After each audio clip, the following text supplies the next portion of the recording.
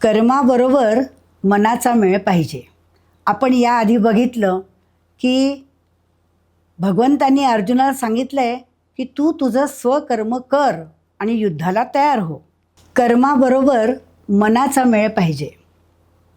अर्जुनाची युद्धाकडे पाहण्याची पहिली दृष्टी स्वार्थीपणाची होती, परंतु त्याला श्रीकृष्णाने योगाची दृष्टी दिली, कर्मयोग शिकविला.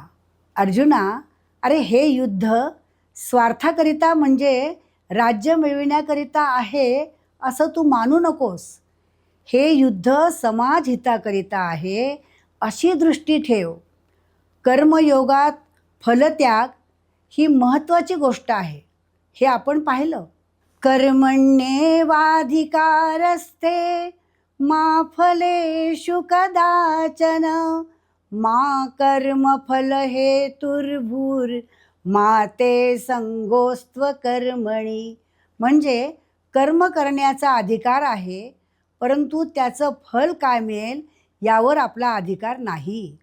कर्माबरोबर फल मिळतं की नाही ही तितकीच महत्त्वाची गोष्ट आहे, परंतु तिसऱ्या अध्यायात म्हटले आहे की कर्माच्या फलाचा त्याग केल्याने कर्मयोगी अनंतपट फळ मिळवितो.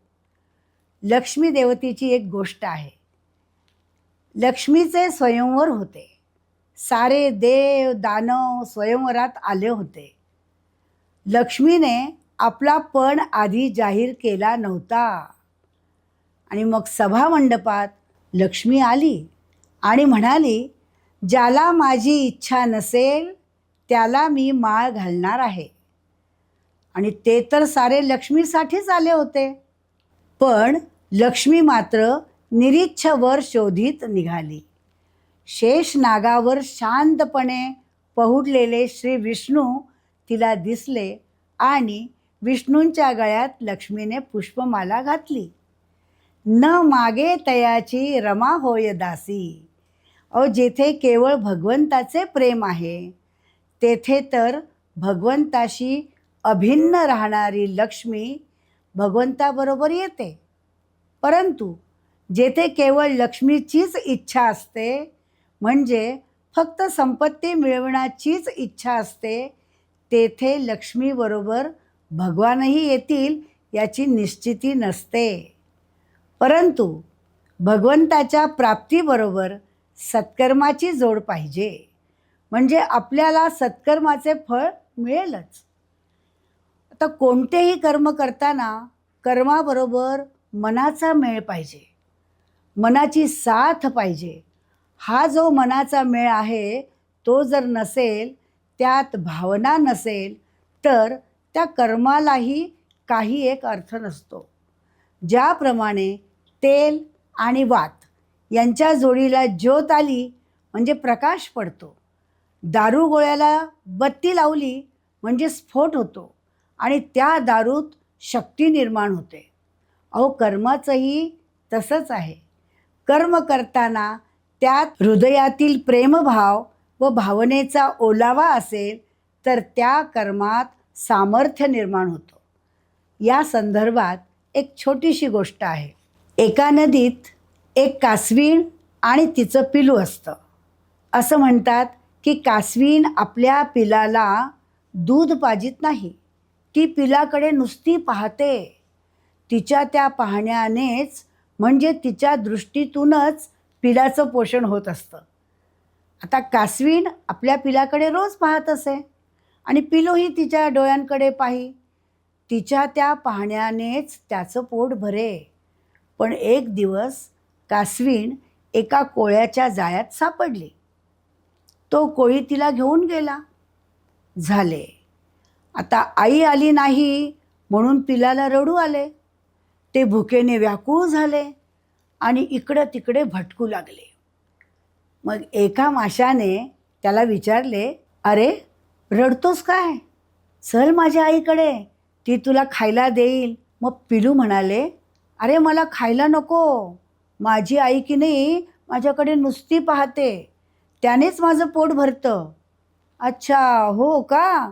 अरे मग तर फार सोपं. माझ्या आईचे डोळे तर फार मोठे आहेत, शिवाय ते मिटत पण नाहीत. ती पाहील तुझ्याकडे. कासवाचं पिलू त्याच्याबरोबर गेलं. माशाने त्याच्या आईला घडलेली सगळी घटना सांगितली. आता मत्सीलाही वाईट वाटलं. ती म्हणाली, बाळा, मी पाहते तुझ्याकडे. मत्सीने त्या पिलाकडे खूप वेळ पाहिलं आणि नंतर विचारलं, भरलं का बाळं तुझं पोट? कासवाच्या पिलाने म्हटलं, नाही. मग तुझी आई कशी पाहत होती तुझ्याकडे? पिलू म्हणालं, अशीच पाहत असे. मग तुझं पोट का नाही भरलं? की नाही, माझ्या आईचं पाहणं आणि तुमचं पाहणं यात फरक आहे. तिच्या दृष्टीत मधुर भावना होती, आंतरिक प्रेम होतं. ती नुसती पाहत नसे, तर तिच्या दृष्टीतून ती भावना माझ्यात ओतत असे. झालं, पिलू तर उपाशीच राहिलं. याचा अर्थ नुसत्याच पाहण्याला म्हणजेच कर्माला महत्त्व नाही. हृदयातील ओलावा, प्रेमभाव व आपुलकी जर एखाद्या कामात नसेल तर त्या कर्माचा काही एक उपयोग नाही. हे कासविणीच्या गोष्टीतून आपण पाहिलं. आता एखादा रुग्ण असेल, एखादा आजारी माणूस असेल आणि त्याची जर सेवा करणारा खूप चांगली सेवा करत असेल, पण मनात प्रेमभाव नसेल, थोडासा तुसडेपणाने वागत असेल, तर सेवा कर्माबरोबर जर आत्मीयता नसेल तर त्या रोग्याला ती सेवा रुचणार नाही. आणि म्हणून प्रत्येकाने हे लक्षात ठेवावे की सदैव कर्तव्य कर्म करणारा हा कर्मरूपाने पूजाच करीत असतो, परंतु त्या पूजेबरोबर प्रेमाचा ओलावा पाहिजे, भाव पाहिजे. मामनुस्मर युद्धस्व, माझं स्मरण ठेवून कर्म कर.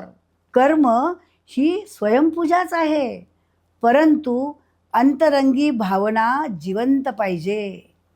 नुसतेच हळद कुंकू वाहून फुले डोक्यावर ठेवणे ही काही पूजा नव्हे. तेथे भावना पाहिजे.